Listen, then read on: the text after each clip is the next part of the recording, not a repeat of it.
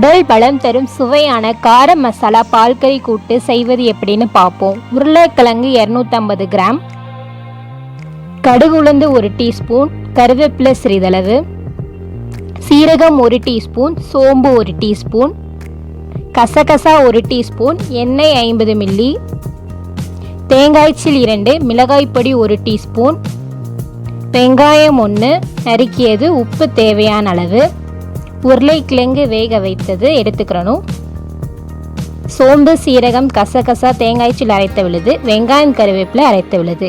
இப்போ ஒரு அடுப்பில் வடைச்சட்டியை வச்சு எண்ணெய் கடுகு உளுந்து போட்டு நம்ம நல்லா வதக்கணும்.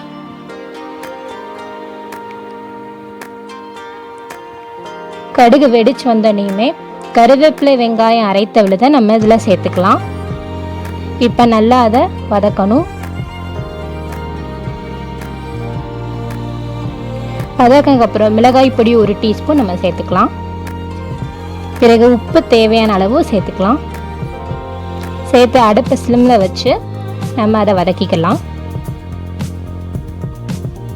பிறகு வேக வைத்த உருளைக்கிழங்கை நம்ம ஆட் பண்ணிக்கலாம். இப்போ நல்லா நம்ம அதை வதக்கணும். அடுப்பை சிம்லே வச்சு வதக்கணும்.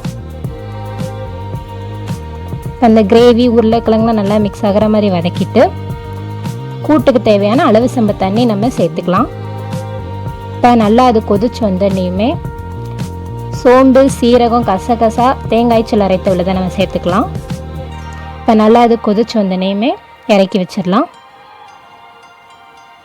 உடல் பலம் தரும் சுவையான கார மசாலா பால்கறி கூட்டு ரெடி ஆயிடுச்சு. இதை அனைவரும் சாப்பிடலாம்.